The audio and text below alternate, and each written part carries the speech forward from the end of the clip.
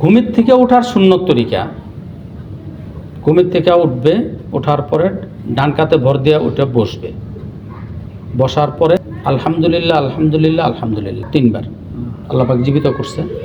তার খুব সোজা, আজকে থেকে আমল করতে পারি আমরা, নিয়ত করা জানেন ইনশাআল্লাহ। তারপরে আপনার এই যে লা ইলাহা ইল্লাল্লাহু মুহাম্মাদুর রাসূলুল্লাহ পারা যাবে না ইনশাআল্লাহ, বলে আমরা সবাই জানি। তারপরে দোয়া আলহামদুলিল্লাহিল্লাযী আহিয়ানা বাদামা আমাতানা ওয়া ইলাইহিন নুশুর। এরপরে আপনি ওযু স্থান জন্য যাবেন। এই যে একটা ঝামেলা চাপায় দিল, ঘুমের থেকে উঠে চলে যেতাম বাথরুমে, একটা ঝামেলা মনে হয় না? জরুরত এটা। এই যে আলহামদুলিল্লাহ পড়তে হবে 3 বার, কলেমা পড়তে হবে, ওটার দোয়া পড়তে হবে। উপকারিতা কি দেখেন,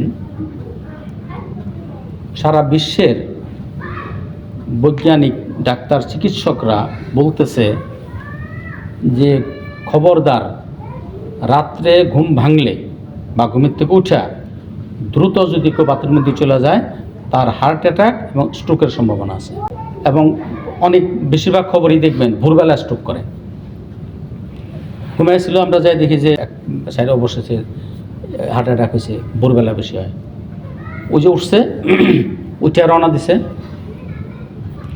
এখন ওনারা বলতেছে যে শোয়ার পরে যখন ওঠার পরে যখন সে দ্রুত বাথরুমের দিকে যেতে থাকে, তখন রক্ত চলাচল শোয়া অবস্থায় একভাবে ছিল, দাঁড়ানোর পরে তখন ওই যে মাথার যে মগজের মধ্যে যে চুলের চাইতে চিকন চিকন রগ আছে, ওর ভিতরে তো রক্ত প্রবাহিত হয়।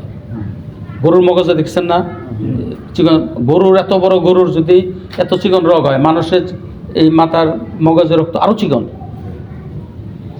বলছে এইটা সাপ্লাই দিয়া আবার ফেরত আসে মিনিটে 72 বার। যখন হরমোনে উঠে যায়, দাঁড়ায় গেছে, দ্রুত যেতেছে, তখন তার ওই মাথা পর্যন্ত পৌঁছায়া আবার ফেরত আসা, এটা কভার করতে পারে না। যখন কভার করতে রক্ত পায় না, তখন স্ট্রোক করে।